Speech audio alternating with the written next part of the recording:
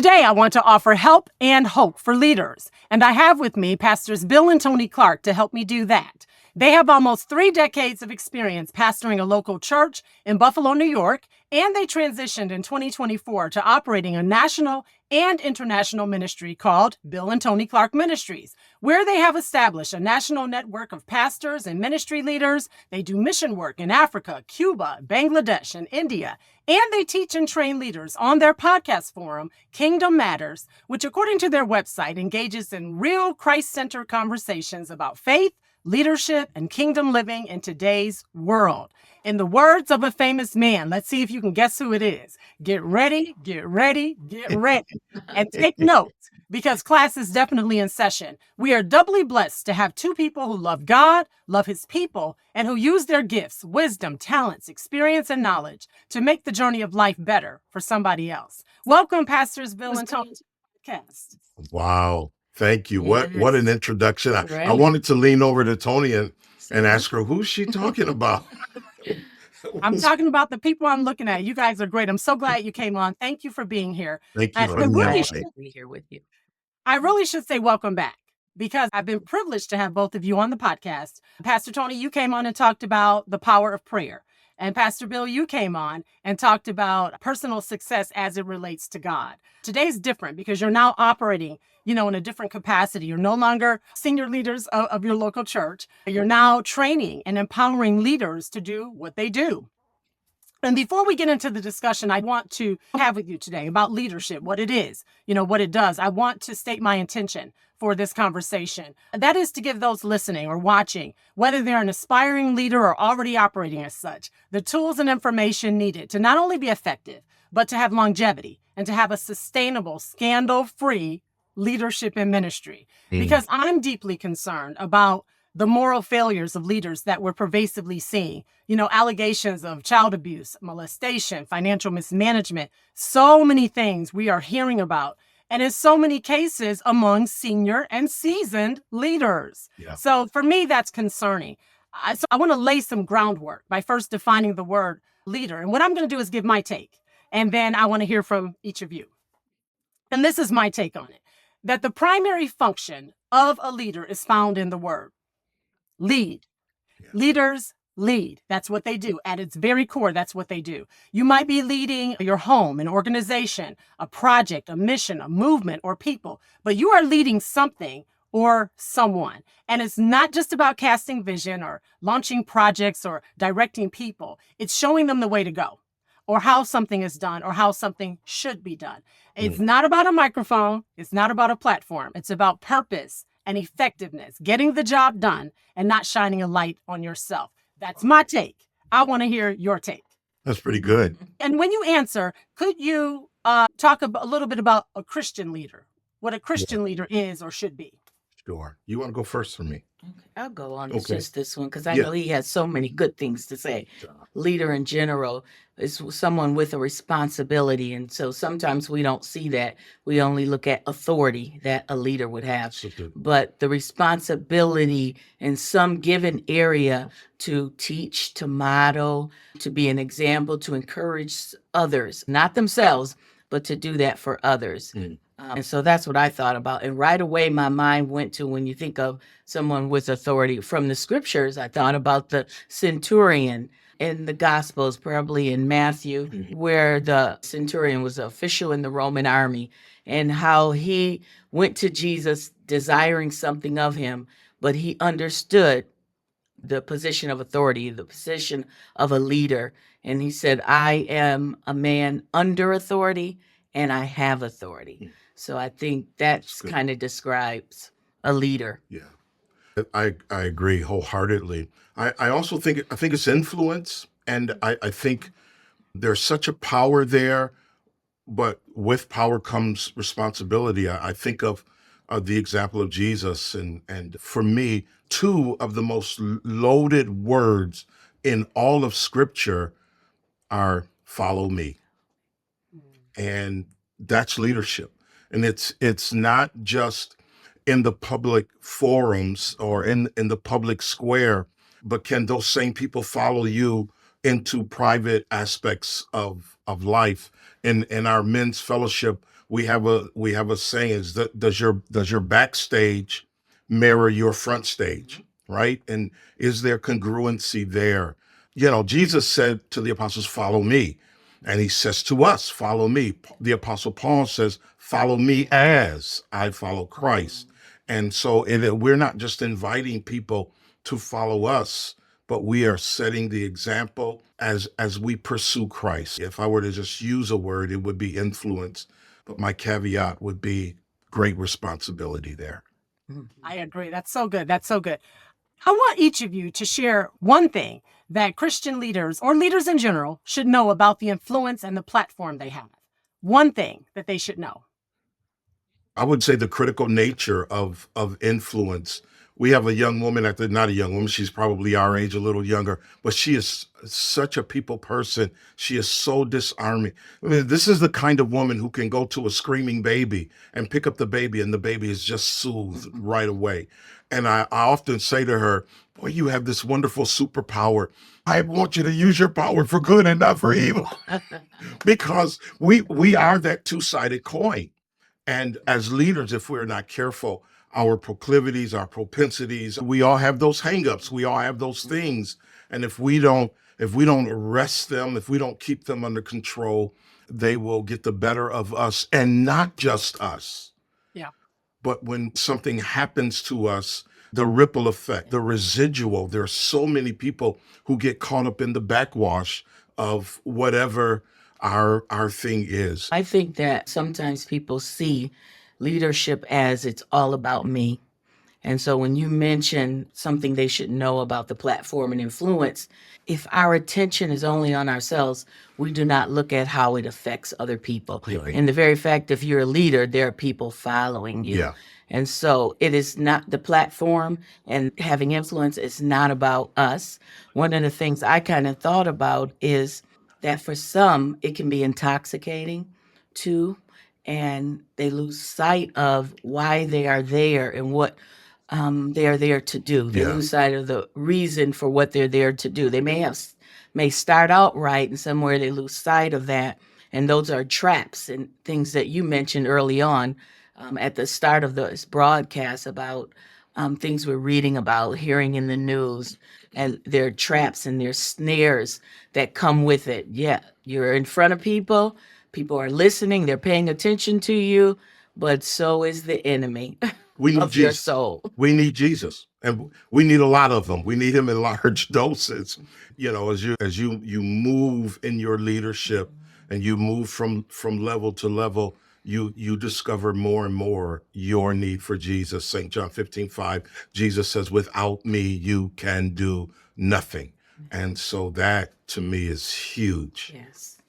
We have no power on our own. Right. And so we speak of the Christian leader, and that's what our focus is, to remember that even though you have a platform, even though you're a person of influence, you have no power outside of God. Absolutely. Absolutely. You both have almost 30 combined years of experience pastoring a local church. That's a really long time, Mhm. especially by today's standards. Yes.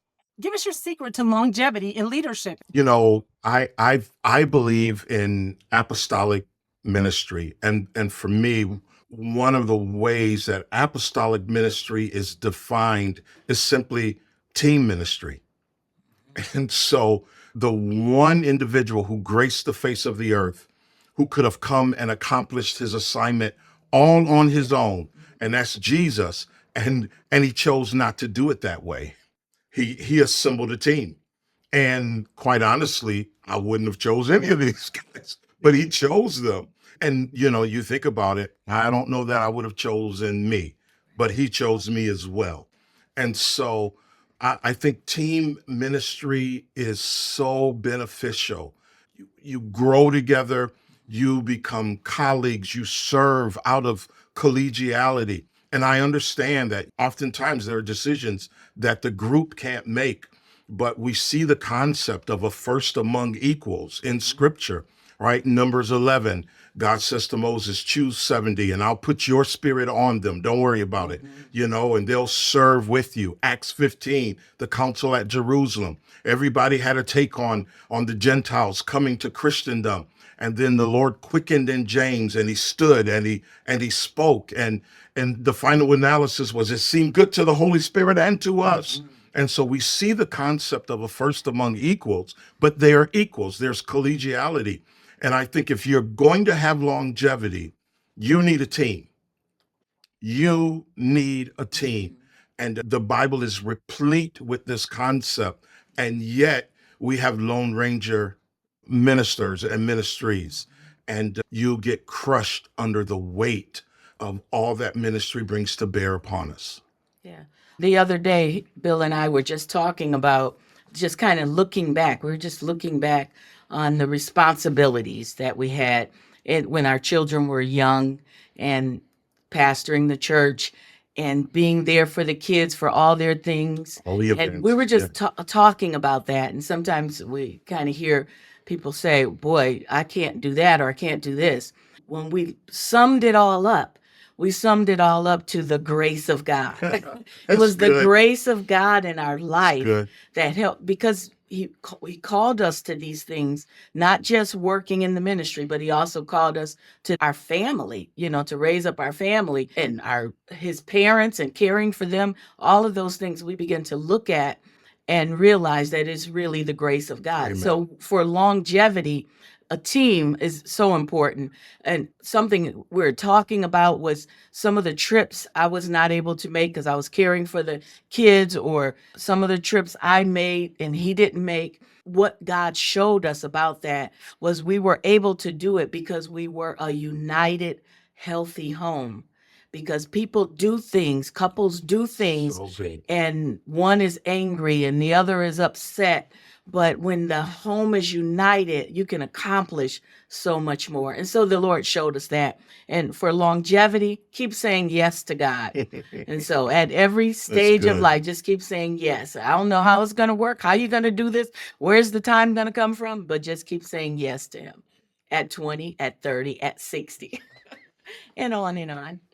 I hope everybody listening or watching is catching that. Whatever God asks, the answer is yes. You don't need to know how. You don't need to know when. You don't need to know. Just yes. He'll show you the next step as you go. That's so good. I read, Pastors Bill and Toni, that 77% of professionals have experienced burnout at their current jobs, and that 60% of senior leaders say their mental health has been impacted by work stress over the past year. Now, that's in the marketplace. But we know, based on headlines and even stories we're just personally familiar with, that burnout is happening among Christian leaders as well. Yeah. We're hearing about a disturbing number of pastors, for example, committing suicide, among so many other things. So my question for both of you is, what can leaders do to reduce burnout and maintain balance? You want me to go? Sure. Well, one of the things that is my personal kind of thing of what I do, what I think is so important, is spiritual feeding. We feed all the other aspects of our body, and making sure I eat good or whatever I want isn't many times not even good for me. It's just we're making sure we're feeding the physical body, but the spiritual feeding is so important. And I know when the pace and things pick up for whatever of life and ministry, we still need to have that spiritual feeding, taking time with God, taking time in prayer, in reading the word, meditating on the word, hearing from the Lord, letting him pour into you. And then another aspect, and I still call that spiritual feeding, is allow your body some rest. It's okay to have a rest, take a break. They talk about laughter being good medicine for the soul, but spiritual resting the body. If you think about a crazy day and it ends and you get to sleep and you wake up, you go to bed exhausted, you wake up, you're refreshed. And I think that is by God's design that says your body need a break. Stop. Jesus talks about, as you read the scriptures, that many times he would step away from the crowd, step away from the busyness to be with the Father. And then God created the earth, 6 days? And the seventh day, God rested. God rested. I don't think he was tired either. I think he was modeling something for us, right? He was establishing a principle, the Sabbath. And so I agree. There's an interesting passage in Thessalonians. Please forgive me. It just dropped in my heart as I was listening to Toni. But at one point, the Apostle Paul says to to the church at Thessalonica. He says, I'm praying for you. I'm praying for your spirit, your soul, and your body. I'm praying for your triune man. And I think to stave off burnout, first of all, we have to recognize that it's not by might nor by power, Right. but it's by my spirit, saith the Lord of hosts, right? You need a Zechariah 4:6 moment. You've got to come into that you're not doing it, it's God who's doing it. God using you, but if he takes his hand off you, you fall flat anyway. So it's a God thing, number one. Secondly, the balance of feeding your spirit and then your soul care. The pastor that we co-lead one of the networks we serve, and one of the questions we ask each other when we talk on the phone or when we see each other, we'll ask, how is it with your soul? Right? How is it with your soul? Right? Your emotions and your thinker, your heart, right? How are you doing? How are you doing? And so soul care is huge. And then your body, the proper rest. Some of us don't sleep a lot. I'm one of those people. I don't sleep a lot. But there are other ways to rest my body. And so to do that, I love words. But when you look at the word creation and you look at the word recreation, recreate, without a certain amount of rest and care for yourself, for you physically and mentally, we can't do the things that God has called us to do. We were leading the church, and I'll close with the famous last words of every preacher. I'm closing. But we were in the throes of the transition, and it was an elongated transition. God gave us grace, he gave us wisdom, he gave us the strategy, and we just implemented it and followed it to the letter. And God said, in this season, I'm going to give you creative abundance. And I was like, okay, that's interesting. Okay, what is this about? And or so you'll understand it better by and by, one of those types of things. But I'm going to give you creative abundance. But he said, also, I am going to tell you how to survive the transition, the network, all of the things we were doing, we were juggling. He said, I'm going to tell you how to survive that. And the strategy was 1 week in a month, go away. Go away. 1 week in a month, go away. And it wasn't about, well, the church needs me. If you're doing it right, it really doesn't need you to be there, right? Because the proof of your leadership is not how well the thing operates in your presence.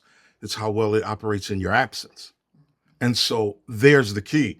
And so we just implemented that, and God refreshed us and renewed us, and we had vim and vigor. We had strength for the journey. So those are some keys, at least that we've found.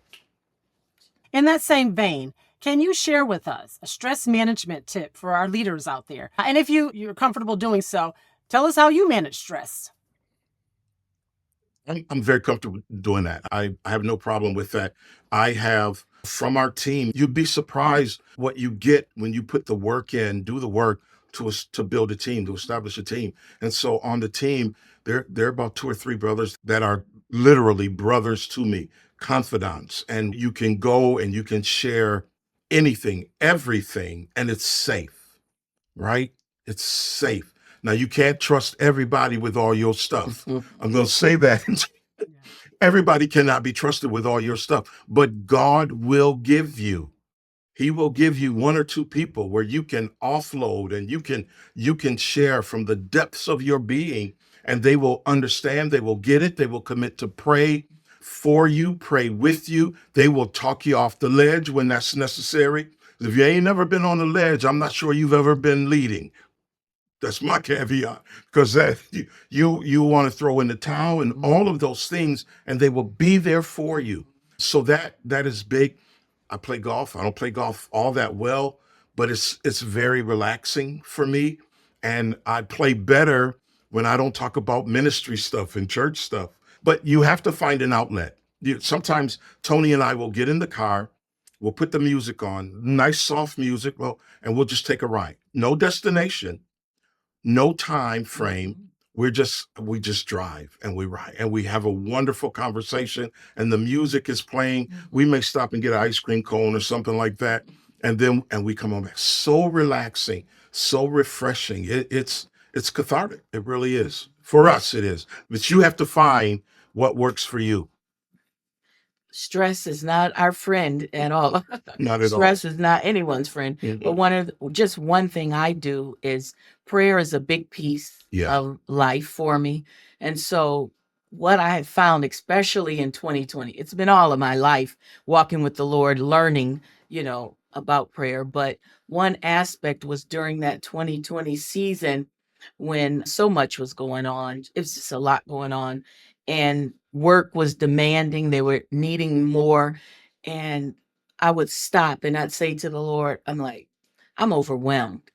I just say, I'm overwhelmed. Will you help me? And he would settle me and calm me. So prayer for me, and I think for most people, when you're getting to talk to the Father, and sometimes you need people there because you need to hear a voice sharing some things and some insights. After prayer, I'm almost always feel better after prayer. I got to say almost always, because there are a few times when it's challenging and I don't like the outcome just yet.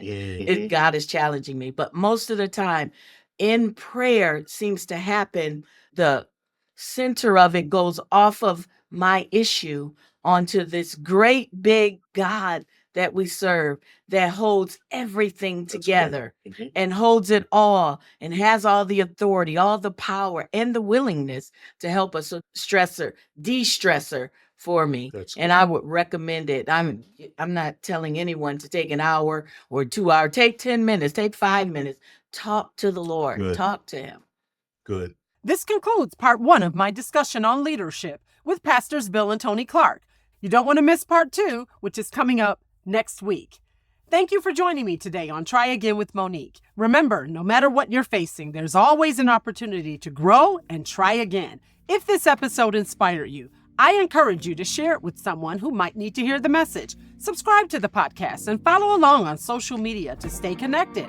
For more episodes and resources, please visit tryagainwithmonique.com. Until next time, stay faithful, stay strong, and remember, with man, this is impossible, but with God, all things are possible.